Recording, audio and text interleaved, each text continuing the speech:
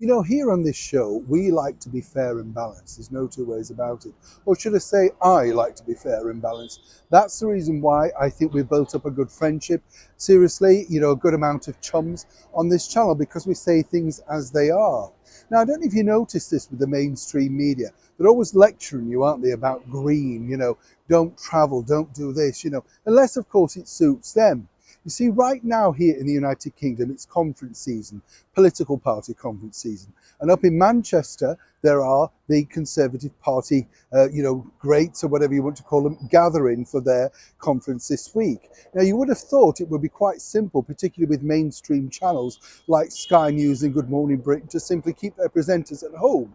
Oh no, they've taken their whole crews up there, their presenters, hotel rooms, you name it, their whole sort of expedition, because of course they're green and they have to be there because these are the people that are challenging, of course, the politicians in power.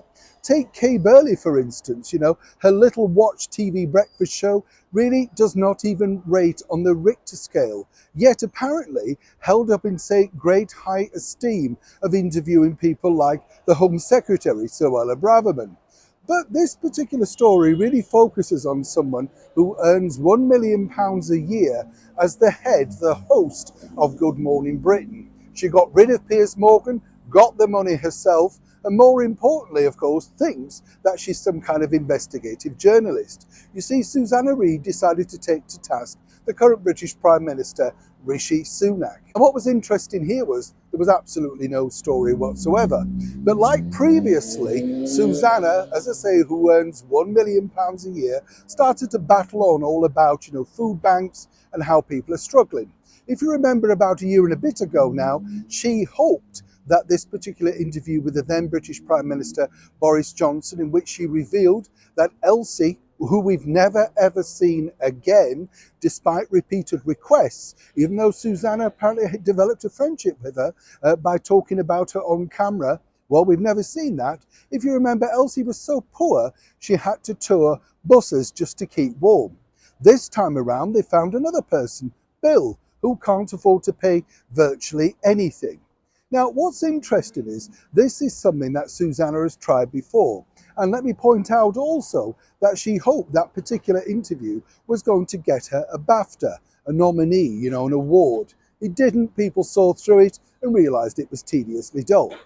But what's interesting, and this is the reason why I like to share these things with you, is simply this. She then decided to ask whether, of course, these particular Conservative Party members were happy with the fact that other members of the Conservative Party popped up on news channels as news hosts. Clearly, Susanna is not the brightest bulb because she sat next to a failed MP, Ed Balls of the Labour Party, for many months. Now, he was a member of Parliament, but he couldn't get going, and now he's sitting next to her for £750,000 a year. What about Alistair Campbell, Tony Blair's right-hand man, clearly forgetting again that she sat next to him? So you see how this is double standards. And the bottom line truly is, when you think about it, ITV, the home apparently of independent news, are paying her over £1 million a year to ask simpleton questions. The reason why I highlight this is simply this. You won't find any of that nonsense on this channel. We speak directly and as we find. But what I'd love to know is, do you actually believe anything that comes out of these particular mainstream media news channels? Kay Burley gets incredibly excited while attacking members of the British government, but seemingly forgets that she's also on £1 million plus a year. So how relatable as a presenter truly is she? When did she last go and visit a food bank? As I say, they're all very keen and ready and fast and furious to get up to Manchester to make sure that they're sat next to the alleged movers and shakers. But more importantly, what you have to remember were the likes of shows of Sky News and Good Morning Britain, Peston, all the rest.